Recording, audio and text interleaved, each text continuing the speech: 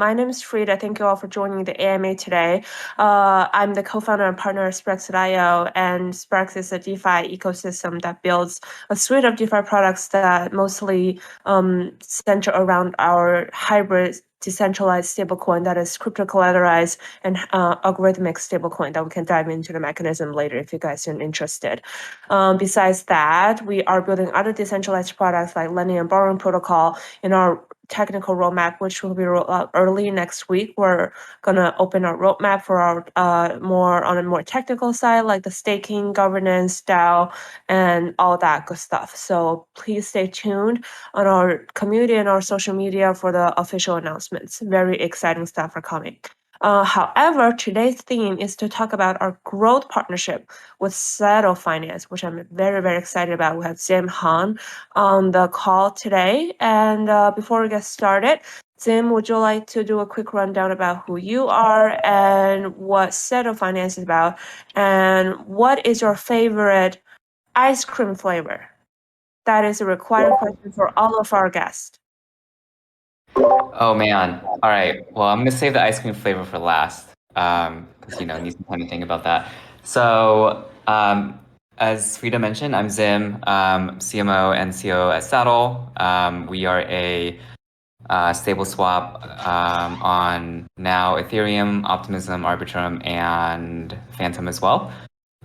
So any pegged assets we have pools for, and our goal is within the app, to reduce slippage and larger in the DeFi ecosystem. We hope to bring the stable swap primitive to all the chains in DeFi. So you can learn more about us at saddle.finance. You can check out our docs, and if anyone's interested in working together, we very much pride ourselves on collaboration and being open source, and I'm sure everybody here is familiar with Curve. That might be a question, just anticipating that. We differentiate ourselves from Curve by, one, being built on Solidity and being open source so that anybody can fork the code and bring the stable swap primitive to whatever ecosystem they wish.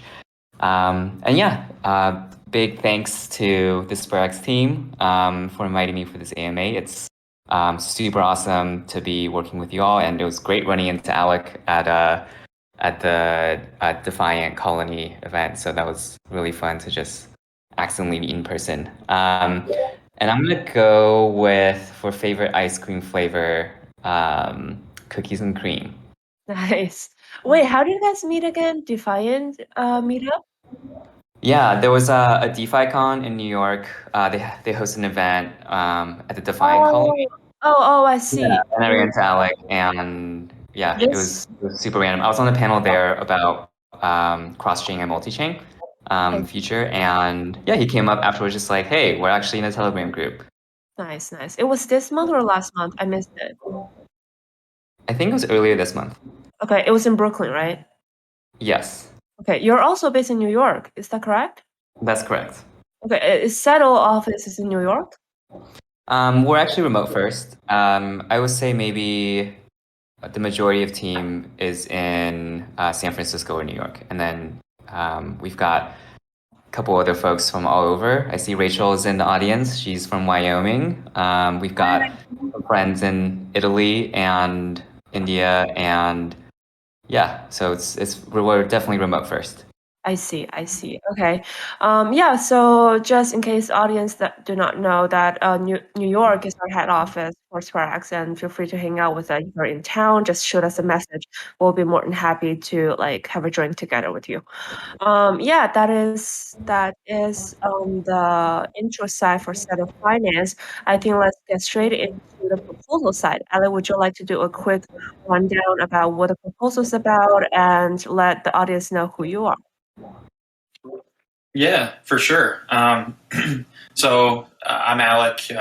I'm the business development lead here at Sperax, and as you know, I focus on making USDS usable and driving demand for the product by building use cases and expanding liquidity, so we can basically make this an extremely accessible product for this new generation of user that's not going to be crypto native or be a crypto expert, we figured, step number one is ensure there's adequate liquidity of the stablecoin. So that was the primary motivation of, reaching out to Zim and the team over at Saddle. We had identified that, we need to create incentives for our users to mint the stablecoin. And then we narrowed down a profile of partner, which is a stablecoin swap. And we started researching teams, researching what's out there. And basically the ethos that we observed and that we learned after speaking with the Saddle team was very appealing to us. And it really aligned with our vision for a cross-chain, permissionless DeFi experience. So it motivated us to, propose to their team that we can actually do a incentivized Metapool. So what the proposal specifically is a ask from the SDL community to approve an SDL spend, and the Sperax team will provide SPA as an additional incentive. So any user that deposits these stablecoins into the USDS Metapool on Saddle, they will earn SDL and SPA rewards. So after that, it just makes USDS more liquid.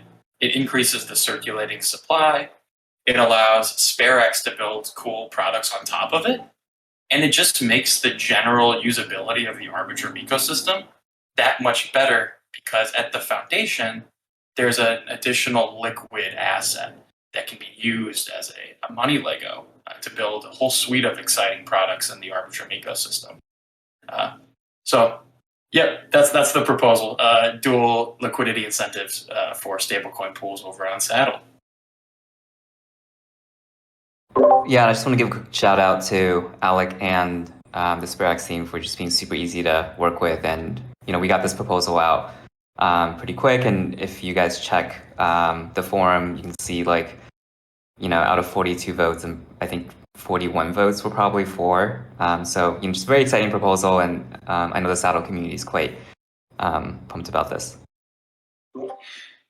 Yeah, beautiful. And Zim, I don't know if this is like a community question, but I think it would be helpful. Maybe would you be able to give like a 30-second overview of the governance process and kind of like how that works from the Discord to the discourse to the snapshot?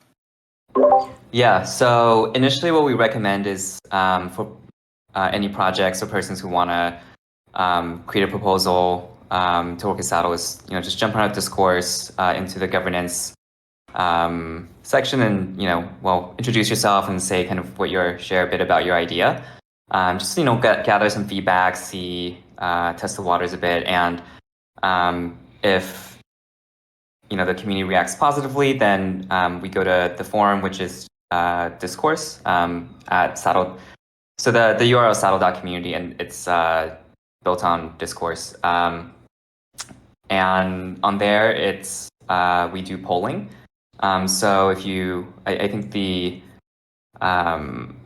Sperax proposal is a good example. It has a summary and background and motivation and the specifications, and then a poll just to get kind of a soft poll for support. And then once that is looking good, so typically we leave about 3 days for that.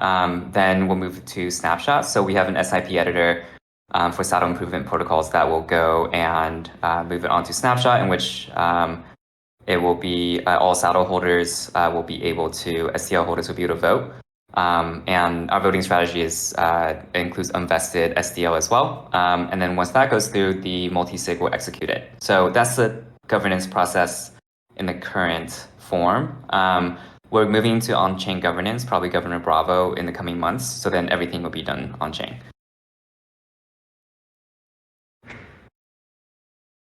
I see. Thank you for the answer. Ella, do you have any follow-up questions regarding Zim's answer about the governance process? Nope. Got it. Okay, we can go deeper into the proposal then. I wonder if I think Zim has not covered about this part, but what is the relationship between the primary pool and the meta pool? Right. So the primary pool or the base pool consists of any number of pegged assets, right? So in this case, I think the USDS Metapool we built on top of our stablecoin base pool, which has USDC, USDT, and DAI, and the synthetics USD, the synth USD. And so in this case, the base pool is typically a 1-to-1 ratio of all of the constituent assets. And then a Metapool builds on top of a base pool, and it is 50% the base pool LP tokens, and then 50% the Metapool, or I guess the new asset, which in this case would be USDS. So in the Metapool, you have base pool LP tokens, and then USDS in this case. And so the purpose of a Metapool is to allow LPs to get exposure to whatever the new asset is, while also while building on top of the liquidity of the base pools. Got it. Okay. Can you explain that from a user perspective? Maybe because this question is from the community. I guess what I'm trying to ask is like how exactly that will impact users' experience, Metapool and primary pool. Yeah, so it's pretty straightforward. In both cases, you can deposit directly. So in the case of a base pool, you can deposit one of the assets or all 4 of the assets in a balanced manner. So if you deposit unbalanced in a base pool, what happens is you effectively do a swap against the pool first. So if you actually deposit the lowest weighted asset in the pool, you get a bit of a bonus because you're essentially arbitraging the pool, right? And then depositing into a Metapool, you can do the same thing. You can actually just deposit any number of the assets, or if you already have deposited into the base pool, then you deposit your LP tokens with and or the new asset.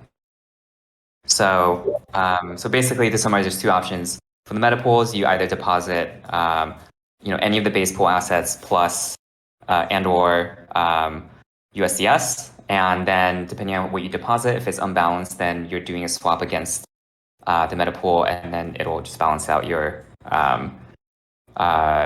tokens. So effectively, you would have you end up with your position you would end up with 50% base pool LP tokens and 50% USDS. And then the other option is you already have deposited into the base pool, so you already have these LP tokens, so you just deposit that with or without USDS. And then the same thing would happen. It would trade against the pool, and then it would be balanced. So you end up holding 50% base pool LP tokens and 50% USDS.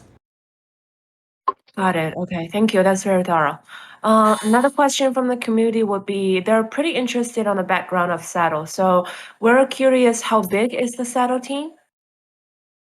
Yeah, we're growing rapidly. We're about 10 people now, plus a few contractors. And Saddle was founded, I think, September-ish of 2020. Yeah, and then we launched the app January 2021. So we've been live for about a full year, and since then we've added a bunch of features. I can link kind of a roadmap or a blog update post, or any of you can just go to blog.saddle.finance, and I think one of the pinned posts will kind of show you the things we've built on the way. Yeah, and again, we're built on, I think originally we had wanted to build virtual swap as kind of the key differentiating feature. So relying on synthetic synths to facilitate like very, very large trades, like over 5 million in value,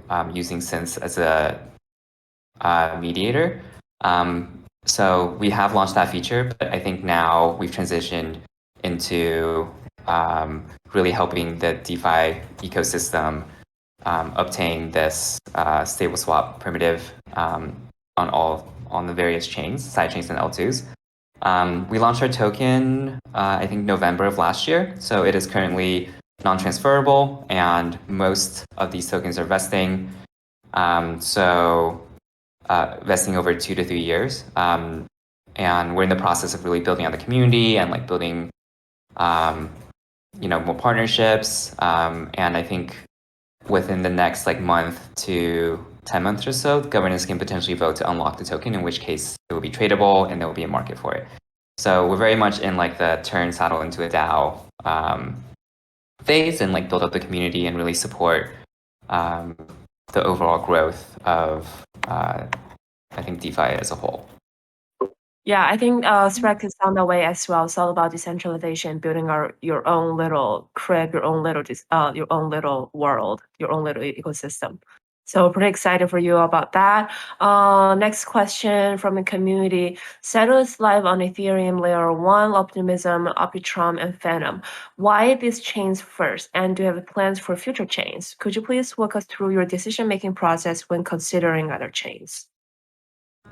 Yeah, I think the first thing we look at is probably how the TVL, or like how adopted the particular sidechain or L2 is. So for example, in the case of Phantom, for folks who've been following the VE33 NFT drop, that was something that we were able to get on the airdrop for by deploying on Phantom and then bootstrapping some liquidity on there. And I think that like Phantom is a great example of like just seeing a lot of growth and projects deploying, and specifically for us, like for our partners like Sperax or other algo stables like Frax, or just like them having volume on a particular chain is like a good signal for us that like, hey, there's a lot of growth in Sperax on Arbitrum. Like I think if we weren't on Arbitrum, like that could be a great signal for us to like move onto this particular chain and provide this service of low slippage swaps. And in terms of next chains, I think we have Moonriver, Moonbeam, and BSC lined up. And furthermore, we have a program, Senpai, that's we'll hopefully be announcing in the coming days. And for that in particular, there's just a lot of really great projects and teams on so many different chains, and it's kind of not feasible for any individual team to like go out and deploy the app internally. So we have a program that will reward and incentivize and support teams that want to build fork Sato's code, for example, and build on other chains. And so we have a couple teams that are doing this on Polygon and on Avalanche and on Harmony, and we're looking for more teams, and we'll be supporting more teams on Evmos, Telos, so ZK Sync whenever they get their shit together. So plenty more chains. It's endless, for better or for worse. So there's enough for everybody. / we need everyone's help. Sounds good. Last question from the community for Saturn Finance. Why does launching Metapools help grow SDL ecosystem and price? So I think the dumb metric in DeFi is like TVL, right? So anything that any project or team or protocol does to increase their TVL. Yeah, so growing TVL, it is like probably the most straightforward way of increasing a protocol's value. But I think for us, like we benchmark on how successfully we're able to support other projects and other teams. So just having like more diversified tokens, like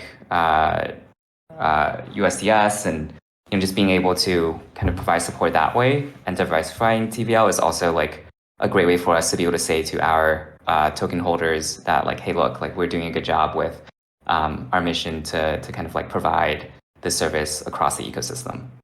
I see. Thank you for that. Cool. I think the next section of questions is for Alec from the community. I think a lot of people has been wondering what does Sperax see as the benefits of partnering with Saddle. I think that's a really crucial one, the most foremost one, the community concern. So, Alec, do you have an answer for this one? Yeah, for sure. Well, there are many reasons. But first, kind of let me start by explaining where we are in like a development standpoint and why we were focused on range-bound AMM. So our mission right now is basically to race toward 100 million circulating supply of USDS and make that circulating supply extremely accessible. So we're really in this like infrastructure phase, just basically building out our presence, making our presence super usable in Arbitrum. That comes with 3 primary objectives.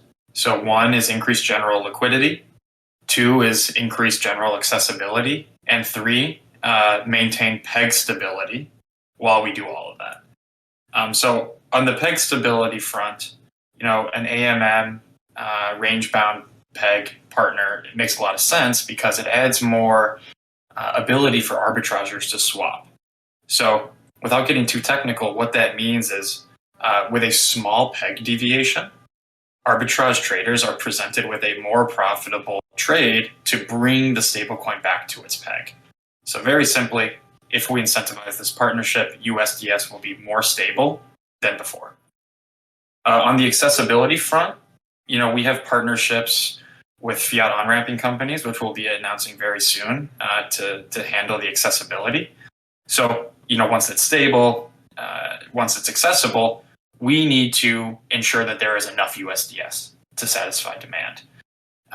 So this is an exciting part where the partnership comes in and the primary motivation behind us allocating 20 million SPA to the partnership.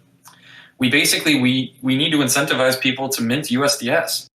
So a partnership with Saddle, makes a lot of sense because once we can allocate these rewards and contingent on the community vote from Saddle, they'll being the stablecoin minter and the stablecoin liquidity provider, they'll earn rewards in SPA and SDL.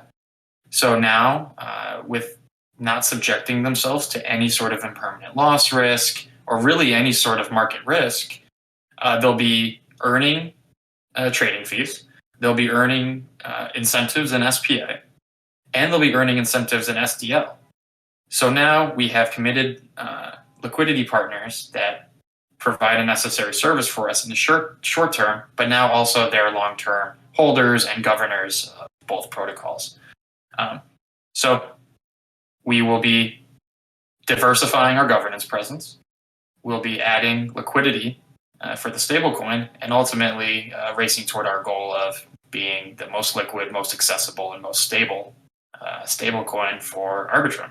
Yeah, I just wanted a quick addition to what Alex said. I think just diversifying having incentives from both sides and getting this like cross-pollination, I think is super crucial for the growth of a protocol. And like for me personally, like I didn't know much about Sperax until very recently, and now I'm like probably gonna buy a bunch of SPA and hold it and stake it whenever that becomes possible, because like I think it's a dope project, and that's like what DeFi is about. Love that. Thank you, sir. Next question. Why does launching a USDS Metapool help grow the Sperax ecosystem? I think we covered part of that, but Alec, could you please elaborate a little bit more? Yeah, twofold. It makes the ecosystem more enjoyable because the peg is tighter. Users don't have to worry about the peg stability, and then 2, it just creates a very clear incentive for people to mint the stablecoin. And if you think through the user story or the user perspective of someone who's going to mint the stablecoin, provide liquidity on Saddle, once you're done providing liquidity, say after the 6-month period when the rewards end, you're not going to go back to the Sperax protocol and redeem your stablecoin for the underlying collateral. Most likely, you're just going to swap it on Saddle. for whatever other token you want, or you're going to hang on to the token because you love the auto yield functionality. So all I'm driving toward is that once the user mints it, it's a lot easier just to swap out of it than it is to actually burn the thing. So it's going to make USDS far more liquid and far more stable. Got it. Thank you. That's very thorough. The last question from the community for Alex. We covered why Settle chose Arbitrum, but a lot of people have been asking why Sperax chose Arbitrum. Could you please walk people through about our decision process? Yeah.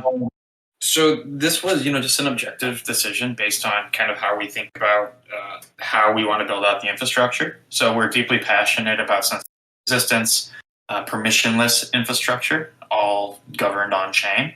So in order to do that, we really need centralized infrastructure that is resistant to censorship. And we, with that basic notion in mind, we wanted to stay with the Ethereum ecosystem. It's the most Lindy chain. It's proven to be the most secure for the longest, and holds the most value. So we really wanted to, participate in that ecosystem. We thought it aligned with our personal ethos and the ethos of the company. So security of Ethereum, but then we need into some environment that had cheaper gas fees because we are a stablecoin. So in addition to trading, it's just a medium of exchange. So as you pay family members, as you pay friends, you can't be subject to layer one gas fees. And on the cheaper gas fee front as well, thanks to the cheaper gas fees at the base layer, the peg can remain tighter. So as an arbitrage trader is assessing an arbitrage trade to bring a stablecoin back to its peg, you have to consider the protocol fee, but you also have to consider the gas fee. So if the gas fee is really high, an arbitrage trader will just simply wait until there's a larger peg deviation before they execute the arbitrage. So this might sound nice for an arbitrage trader because, they can make money, but the experience for the end user is that now they have a stablecoin that, swings 2 or 3%, which we don't want. So cheap fees, but it still borrows the benefits of and the security guarantees of Ethereum. And then after talking with the core team and understanding their vision for decentralizing the sequencer, it was an obvious choice for us, even without the incentives offered from other layer one chains. So they'll be in our cross-chain vision, but when it comes to peg stability and ultimately trust at the infrastructure level, Arbitrum was the clear choice. Very nice. These are all the pre-collected questions from the community, and we're opening the floor to our members on Discord right now. Please drop all of your questions related to the partnership and AMA question channels, and we'll take them right now. I think people have started actually posting the questions about the partnership starting yesterday. So I think the first one was from, take a look. Hey, I have a quick question. You guys have Steve Aoki as an investor, I saw. Talk about Yeah, he's one of our investors. Yeah. He's a large token holder, and he'll be more wrapped in once we do the consumer-facing side of things. As we're still in this infrastructure phase, we probably won't be talking about it too much, but we do have some exciting plans for more consumer-facing products with Steve. Are you an EDM fan as well, Zim? I'm more like House, but I think he's reconnecting. Let's give him one more minute. Hey, can we go through some of these questions though? I could probably answer a couple, just considering I was rambling and now we're already at 30 minutes and I want to respect that. Yeah, for sure. The first question, I think the most relevant one was from Kaduna. What are conservative estimates on the USDS growth in terms of market cap, thanks to partnership with Settle Finance? And how about optimistic estimates? Yeah. So I'll probably, I'm not going to go super specific because I don't have the math out right now. But with 10% of the total liquidity mining budget allocated to Uniswap, so we've spent only 15 million SPA, and it attracted $4.5 million worth of prints. Okay, 4.5 million USDS. We spent 15 million SPA. So this partnership is for 20 million SPA, which will be allocated to that farm. So we anticipate at least a doubling of circulating supply. And when it comes to final estimates, so the lower end would be doubling because we're still a very young project, but say there's optimism in the market, and particularly the value of PA increases, then that number can become significantly larger very fast. So say the value of SPA doubles, the assumption there is that the value of deposits would also double. So then we could be looking at a 3-4x increase in USDS just simply off this partnership. And then something also to note is, we've only released 10% of the Uniswap allocations. So we should be looking at that objective of 100 million circulating. I mean, I'm looking to hit that by June, but that's our end of year goal. Sounds good. Very ambitious. Second question following Kaduna's will be from Nikitakel. Can you tell us more about a community incentives in the Saddle and Sperax collaboration? Maybe people can count on farming, SPA, or SDL. Will there be bonuses for early adopters? Yeah, awesome question. How the heck are these things going to be distributed? So it's actually going to be a fairly simple distribution model, and it is going to be a per block distribution. So the daily exhaust will be 111,000 SPA and then 19,000 SDL. This is obviously contingent on approval from the Saddle community, but that would be the daily exhaust of both. The SPA would be unlocked, and then the SDL is only voting SDL, which will be unlocked as early as 3 months from today. When it comes to early bonuses, we currently don't have any.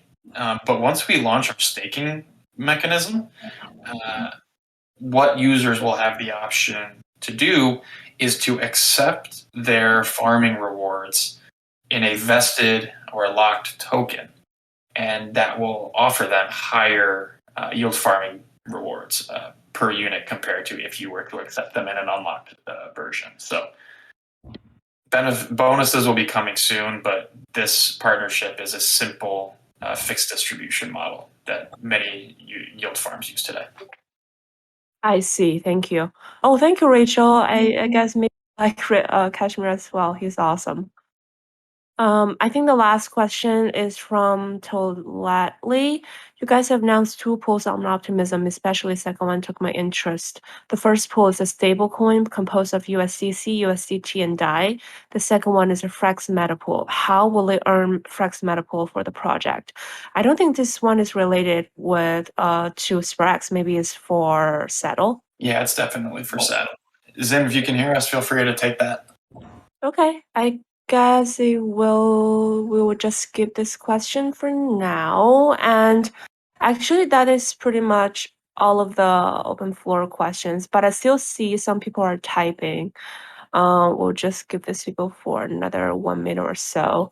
In the meanwhile, I would like to thank to Kaduna and Nikitakel for the awesome questions. And please DM me. I will DM you actually after the call and we'll issue the rewards. Thank you for joining in.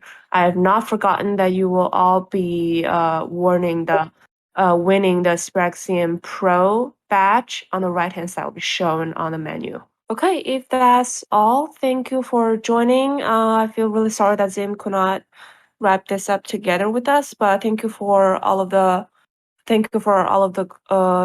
information you share with us all. It is really helpful. And thank you, Rachel. Thank you, everyone from the Saddle team to join the call. And community member, last call. If you'd like to join the voice channel, if you'd like to join the stage, just show me a request, and I will invite you to the stage so we can all have a little chat. Everything is open stage. Come on up. Yeah, Anthony. I'm not name calling, but I would love to talk to you. Hey, Ann. Can you hear me? Hey, you can now. How are you? Good, how are you? I always have a question. What is the meaning of your avatar? Is a pregnant woman? Multiple pregnant women.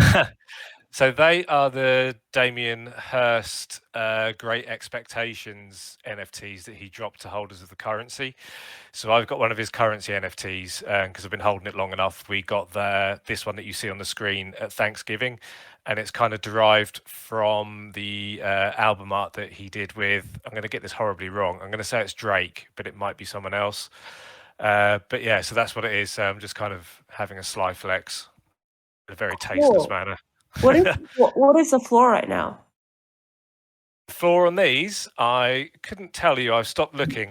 I'm waiting a long time, probably until that goes up higher. I think like this one here is actually like a floor one. It's pretty basic. It has no rare features, so I believe it might be somewhere between 1 and 3K, something like that. So Wow, it's good, impressive.